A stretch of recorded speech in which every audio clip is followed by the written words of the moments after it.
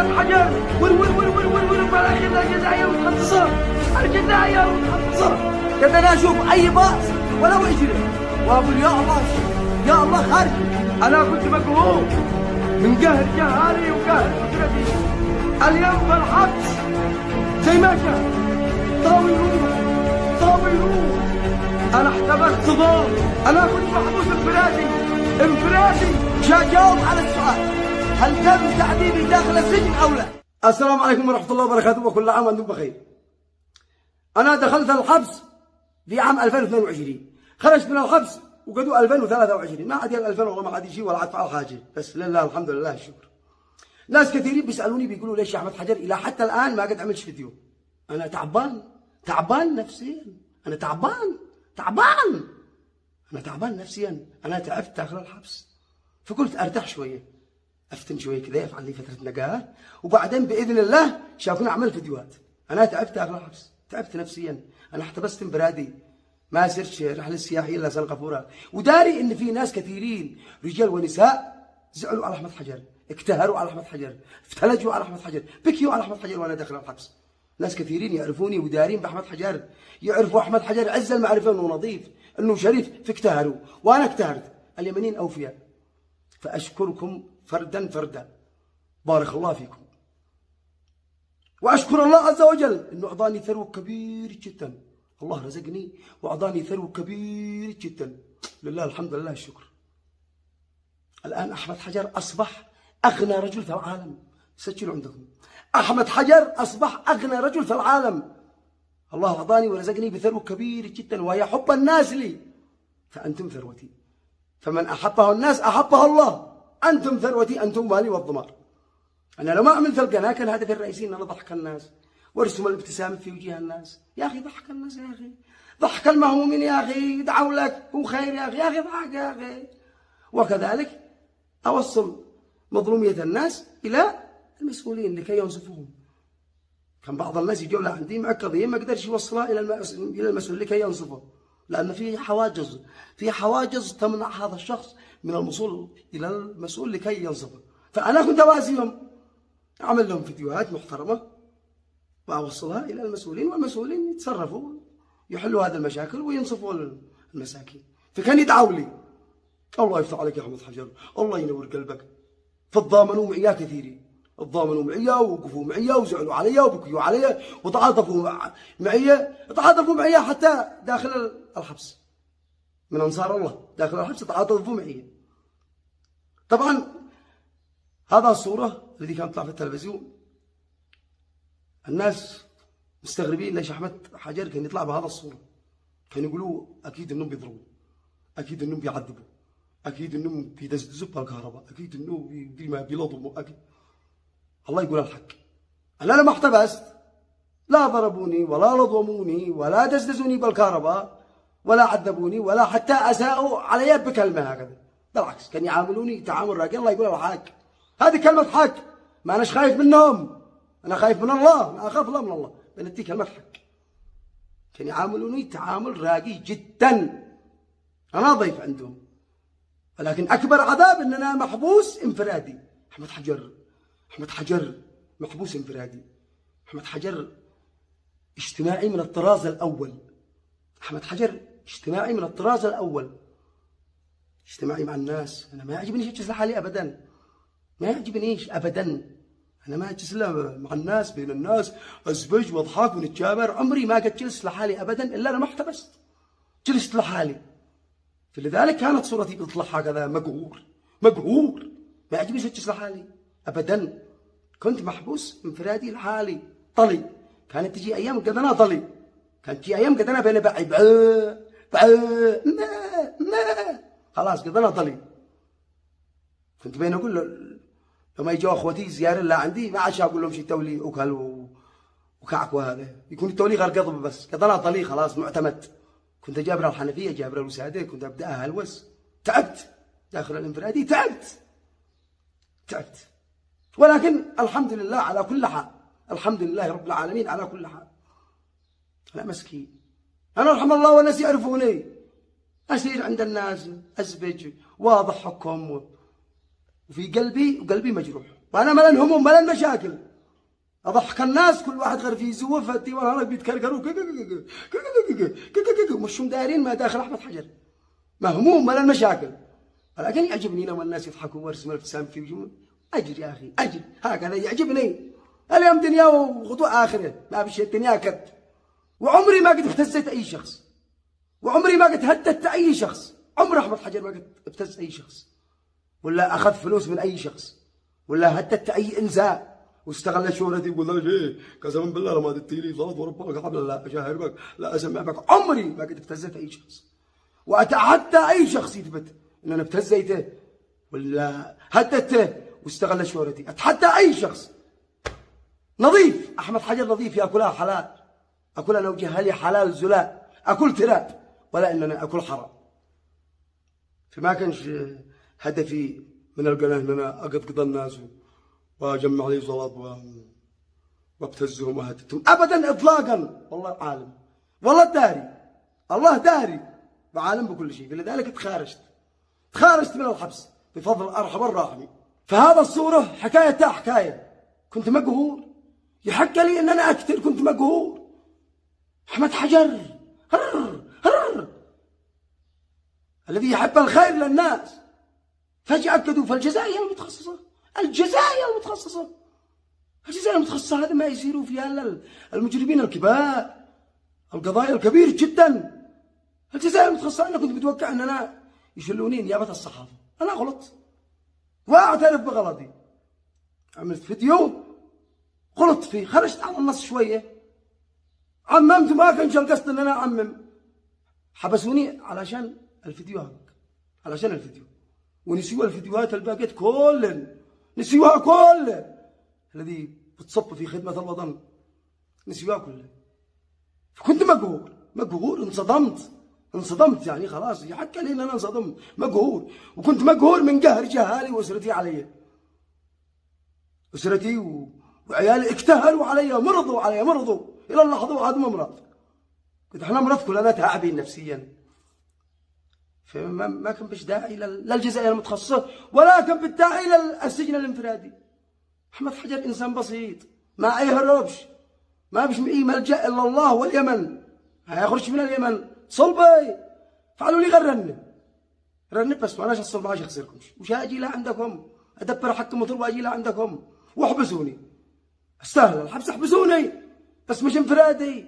تعبت داخل الانفرادي. أنا رسالتي إلى السيد عبد الملك، أنا ظلمت وتعبت داخل السجن، تعبت انفرادي.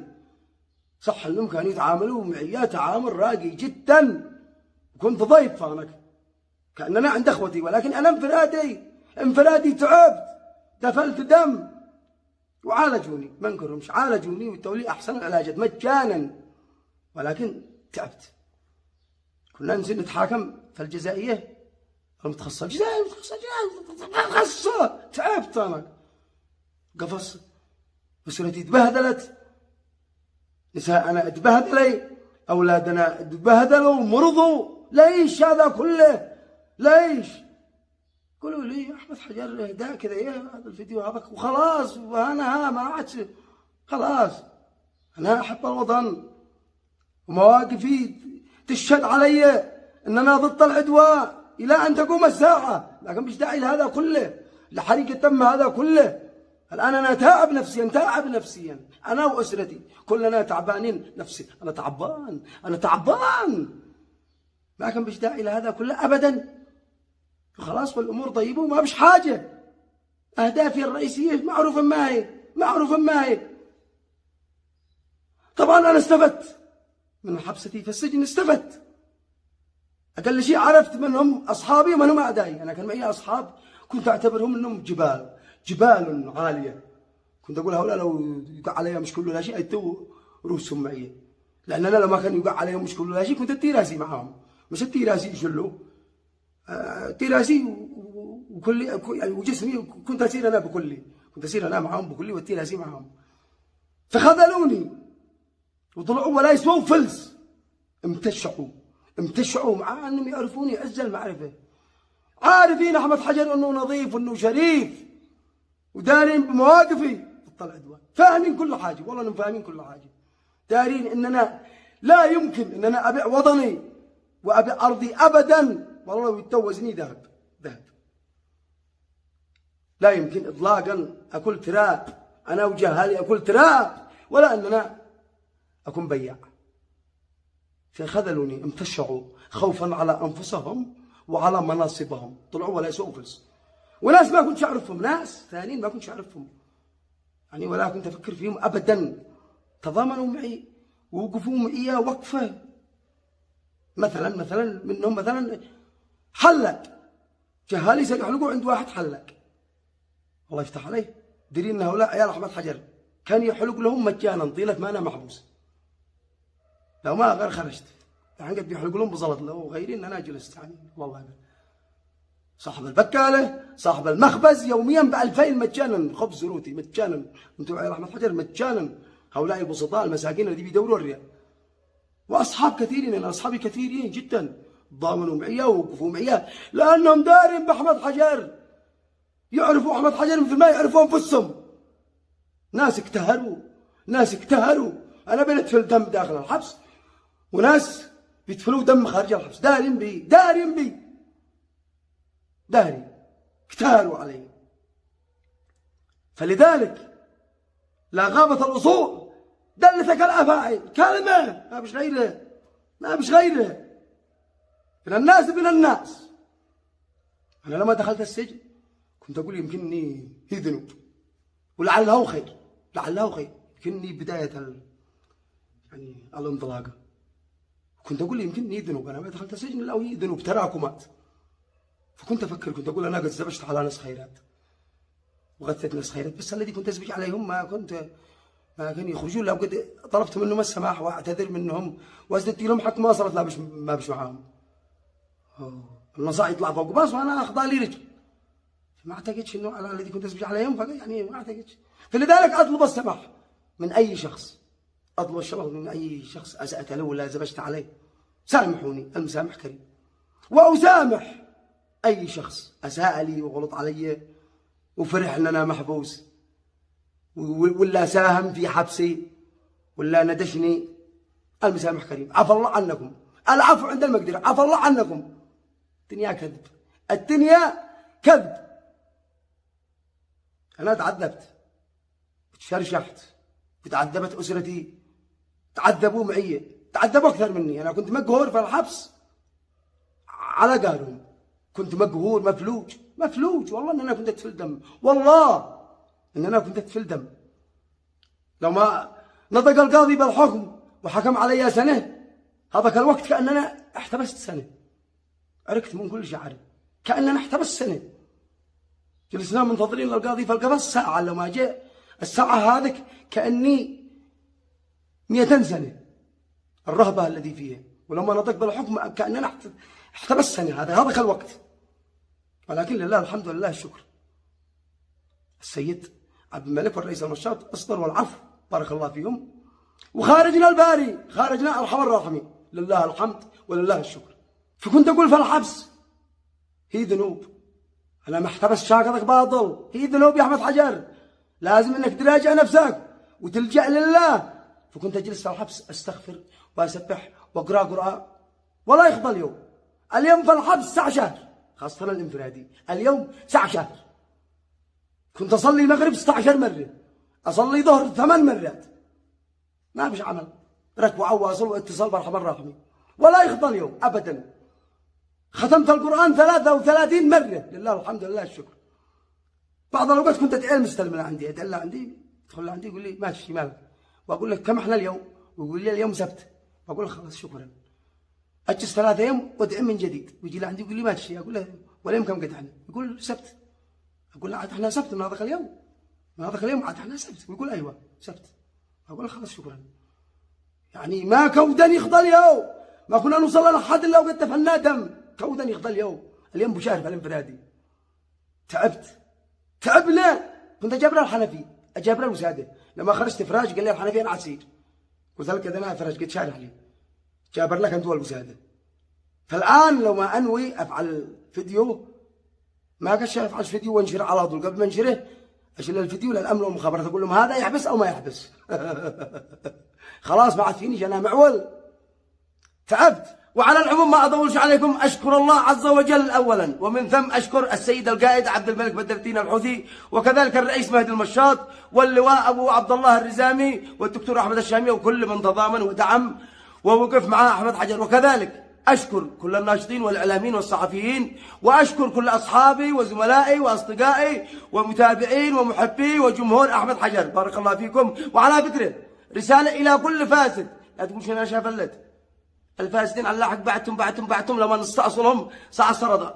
ما أطلش عليكم، بارك الله فيكم وجزاكم الله خير، والسلام عليكم ورحمة الله وبركاته.